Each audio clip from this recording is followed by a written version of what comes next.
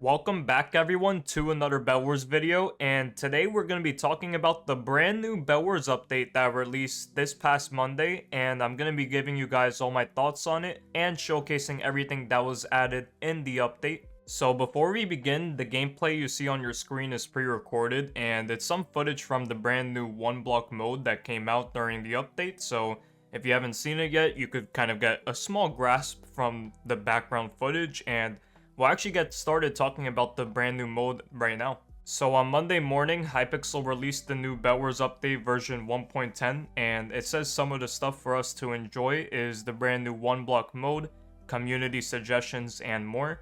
And if you guys want to read this entire Hypixel forum post that I'm about to break down, I will leave the link in the description if you want to check it out. The forum post also notes in the beginning that this is the first half of a large Bedwars update that Hypixel is working on, so you could kind of think of it as like the Caves and Cliffs update with 1.17 and 1.18. This is the first half of all the content that we will be seeing, and the second half, we don't know when the release date of that is going to be yet, but I will keep you guys posted on that. So the first major feature added in the Bedwars update is the ONEBLOCK Bedwars mode that I briefly touched on before, and the forum post states that ONEBLOCK Bedwars is our most chaotic dream mode yet. 8 players will spawn on top of 8 beds suspended above the void, and every few seconds you'll get a random item. Just like regular Bedwars, you'll need to destroy enemy beds and then kill the other players to win. We can't wait to see all of the wacky strategies you guys come up with. And if you take a look of the picture on the screen, this is the first teaser image they sent on their social media about like this Bedwars update, and the first time I saw this, I just thought that it was a completely just unique idea. We have never seen anything like this in like Bedwars, so I'm really happy they added this mode. And just from playing it, and you guys can also see from the footage in the background, it is really interesting. There are a lot of random strategies that people can come up with, and you are given just the most crazy like items you will ever see, and you could even craft items as well if you have like some strategies with that. And Hypixel states that the ONEBLOCK mode will be the current dream mode for the next 2 weeks, and after that it'll become part of the normal rotation, which I think that's a pretty good choice because it gives people a couple weeks to play with the new mode and see if they like it. If you want to know my thoughts on the mode, I've really liked it so far from what I played with it, and there's just, again, so many ideas you could come up with in game, so many random items. I think you even get shopkeepers throughout the game, so you could kind of use some of your resources like emerald blocks that you get to like put it to the shopkeeper. There's just endless creativity with what you could do, so I think this is a huge thumbs up for this update. The next feature added is a pretty helpful one, which is the Dream Mode calendar, and Hypixel states that you can now view the next 6 mode rotations through the Dreams Mode NPC, along with the current one.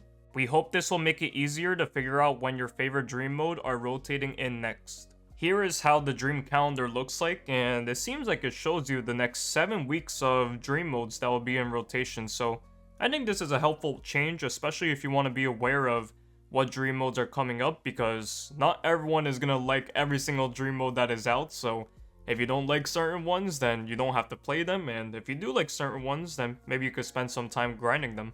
Next up, we have some community suggestions that made it into the update, and there's quite a lot of these, so I'm going to kind of run through them pretty quickly.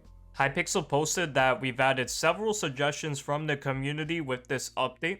The level leaderboard now displays each player's prestige colors. Split the tools hotbar manager item into pickaxe, axe, and shears. So in other words, when you go into your hotbar layout in the lobby to customize it, you're able to actually choose your pickaxe, axe, and shears and where to put them on your hotbar instead of it just being a random tool. They also added a monthly sort to leaderboards. Disabled being able to place TNT near your team's unbroken beds in 40v40 castle. You can now control the Y coordinate you spawn in at in pearl clutching practice.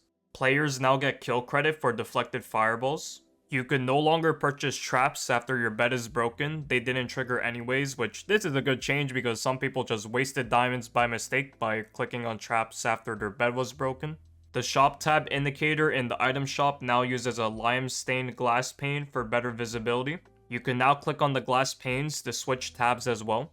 When punching a chest to deposit, it now shows how many of those items you have in that chest, which is pretty good because you don't have to spend time opening the chest just to see how much like iron you have in there. So overall, most of these community suggestions are pretty minor changes, but they definitely do add a bit to gameplay, and I think the community cooked with this, so good job to everyone that suggested these ideas. Now we're gonna go talk about the rotating item changes in this update, and the first item they added are wind charges. Hypixel backported this item from the latest versions of Minecraft into Bedwars.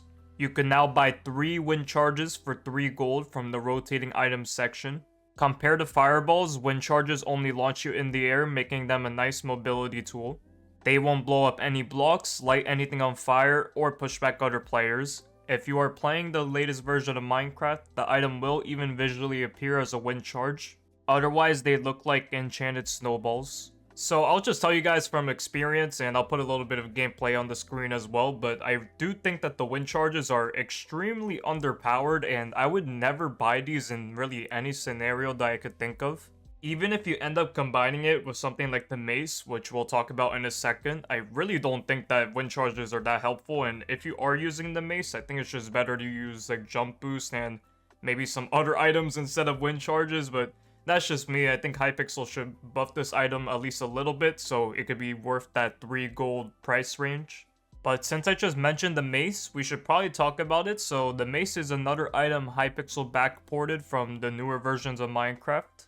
And it's a rotational item that you could buy for 3 emeralds from the rotating items section. Hypixel has had to make some adjustments to how it behaves from vanilla to balance it for the 1.8 combat system, but the premise is the same. It deals more damage on hit the further you've fallen. It deals 5 base damage, which is 2.5 hearts I believe, and an additional 0.25 damage for each block you've fallen. Only works if you've fallen at least 3 blocks. Landing a smash attack also resets your fall damage. And just like for wind charges, if you're playing in the latest versions of Minecraft, the item will visually appear as the mace, but if you're playing on 1.8 or just the older versions of the game, then the item is going to look like a stone shovel. So far, my experience with the mace has kind of been in between an overpowered and underpowered sense. I think it's kind of in the middle at the moment, which is usually a good thing for a Bedwars item. It is definitely not as overpowered as the mace on the newer versions of Minecraft in terms of its damage. That is like pretty clear to spot right away. But I think the mace is pretty good, and the best use in my opinion for it is if you're just really high in the sky, and if you're not able to prevent fall damage from any other utilities you have, you could just use the mace and try to hit your opponent, and if you do land that smash attack, then you're going to reduce all your fall damage, plus you're going to do a lot of damage to the enemy. So at this current moment, and things can obviously change because I am filming this within the first few days of the update releasing, but I do think that the mace is pretty well balanced at the moment, and it's not too OP on its damage, but it's not underpowered like the wind charges. And Hypixel also notes that they are willing to make any necessary balance changes to one or both of these items, so wind charges could become more overpowered in the future, or maybe the mace could have some tweaks in the future. We really don't know. But let me know down below in the comments what do you think about the wind charges and the mace being added from the newer versions of Minecraft into Bedwars. I just want to know what everyone thinks about that. Now we're going to move on to other changes involving rotating items. So to get started, Pack Dice has now been made a permanent item, which to me is pretty significant because we haven't seen a permanent item get added in Bedwars since, I think, Feather Falling. I think Feather Falling was the last permanent item added, which Feather Falling or customized boots before that was a rotating item, so I find this pretty significant. They also removed Wall of Steel, Sleeping Dust, and Sleeping Mines from the rotation, which we're going to go talk about this in a second because a lot of people have been pretty angry about this. Block Sapper now costs 5 gold, up from 3 gold. The Machine Gun Bow now costs 8 emeralds, up from 6 emeralds, which I think is an amazing change. For anyone that doesn't know, this is, in my opinion, the most overpowered item in Bedwars, except for maybe Sleeping Dust. There might be an argument there, but the price on this bow really needed to be increased since it was the exact same as a punch bow. And finally, Time War Pearls now have an enchantment glint to help distinguish them better from regular pearls. So let's talk a little bit about how they've removed the Sleeping Dust, because a lot of people have been very angry about this from what I've seen from comments and from Twitter. And I think the reason why is because a lot of people use Sleeping Dust to take out overpowered sweats or cheaters and hackers. Now, in my opinion, I'm not really that mad that they got rid of Sleeping Dust because it was insanely overpowered. I mean, There's an argument between this and the machine gun bow, which one is better, but nonetheless, the fact that you could buy this for 12 gold, which a lot of people get like during the late game, that means that you could get a bunch of sleeping dust. Like, it is definitely an overpowered item, and I'm honestly not that sad that it's gone because it was just so broken to actually win those like endgame fights.